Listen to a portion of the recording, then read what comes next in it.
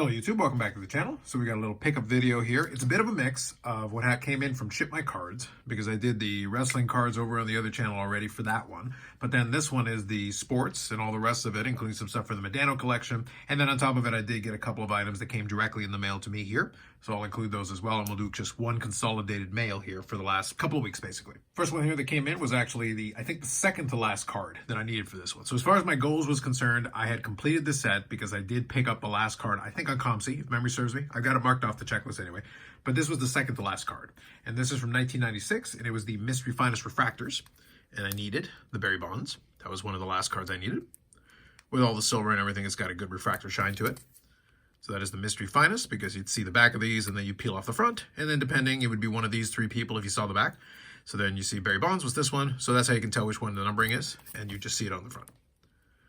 So pretty sweet there. That's the second to last one for that set. And I think the other one, like I said, I'm just waiting for it. This one I'd actually shown off, I think on the live stream or maybe the podcast, or both probably, if I'm being honest. This one was actually one that I was looking for just to see. I wanted to grab something from it. I do collect a couple of Juan Sotos. For the most part, it's kind of slowed down because I've got most of the stuff that I really want. But although there are a few items here and there that I'll look for, but I wanted to have some representation of his different landing spots. I've got a lot of Washington National stuff. I'll probably get something then with the Mets now that he's going with them. But I didn't have anything from the Yankees specifically. Hate the Yankees, but nonetheless, it was part of his journey, at least for the one season. So I wanted to grab something that I felt was appropriate. So it's more quality than quantity. I just wanted something that was kind of fun. And I came across this one from 2024 Stadium Club. The red autograph. It's actually a pretty nice photo. The design on it's fine. It's clean design. So this is numbered to 50 for the red version. And I just like the fact, so it is him in a Yankee uniform. But if you can see, he's waving goodbye and going to the other team in New York. I just thought it was thematically appropriate. It is an on-card auto, which is nice as well. So this will be another Juan Soto autograph to add to the PC. So this will probably be the only Yankee representation I'll have unless I see a really cool card that fits in. But I like the red, and I like the fact it's an on-card auto. It's got a clean image on it as well. So pretty good from Stadium Club. So that is the card that I picked up for Juan Soto, numbered to 50. Next one here is one of those silly, unlicensed cards that I like to pick up. So I've got a couple of Brett Favres that I'll include in here. So we've got a little bit of that as well. And the last one's a really fun one. But this one is definitely on the silly side as well. And there's kind of a fun one in the middle that is not silly, but it's a nice card regardless. So first one here is from 2024 Wild Card. Now, if you know anything about these unlicensed things, they're all over the place. They got a million designs, weird themes, like that Dynamite card that I had shown off in the past. That was bizarre. But this one definitely qualifies. This is under Haunted Hits. It's called the Monster Hunt. So I'll show this to you. So it's got kind of a monster going on in the background. You can see that. This is number 2 of 2. So, super short print, except for the 50 or 100 other parallels there are for this. So it is some kind of monster in the background. I can't really make out what it is exactly, but it's got a little bit of cracked ice kind of pattern to it. And then as well, on the back, you got a graveyard with a full moon. So you got a whole Halloween theme going on. So very spooky season kind of deal. So I don't know. I just saw it and I thought it was really silly. The price was cheap on this. This is one of those deals where collecting-wise, there isn't a lot of value to these, to be honest with you.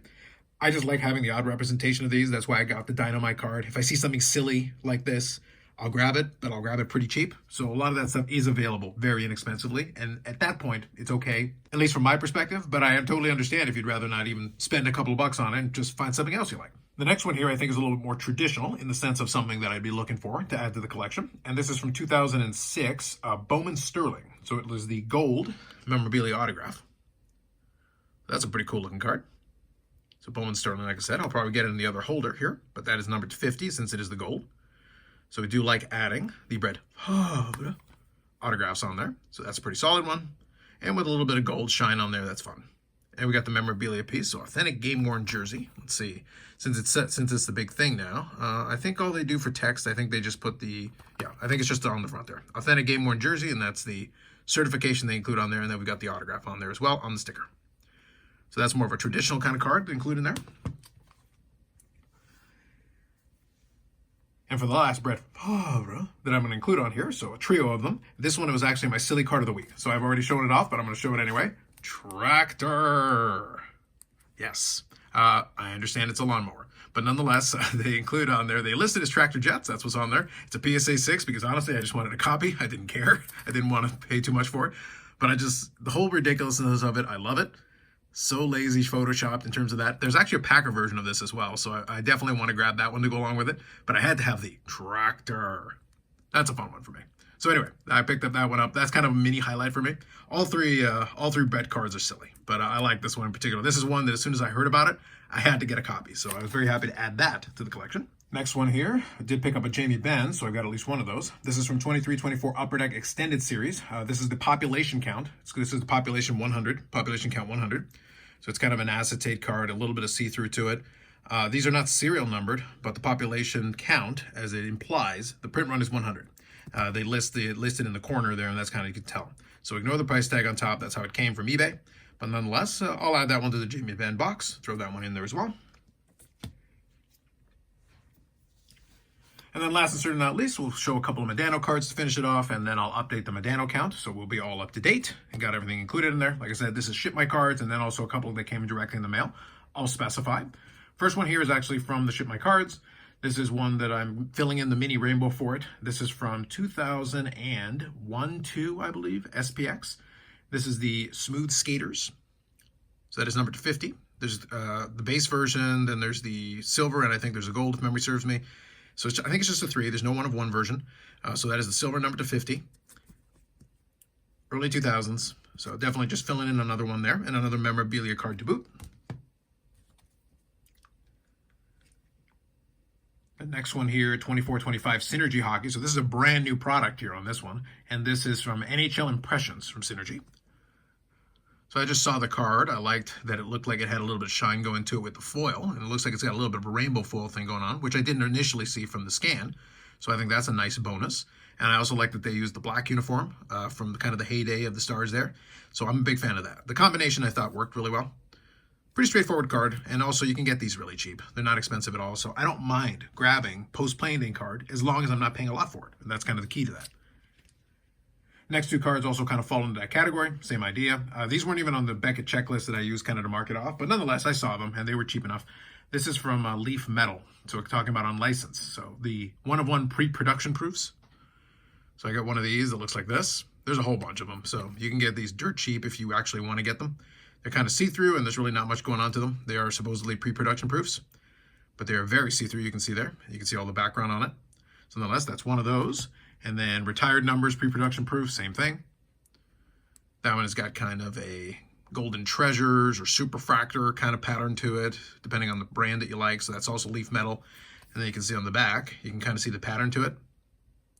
It's kind of interesting. Again, these are more of a curiosity, just something to toss in there. They're both technically 1 of 1s, but not 1 of 1s that you would have to pay much for. I think they were both under 20 bucks. The last one here is actually the most recent pickup, so a brand new one. I used to pick up a lot more of these, but this is from 2008-2009 in the game, Ultimate Memorabilia. It's the Patch and Auto, the silver version.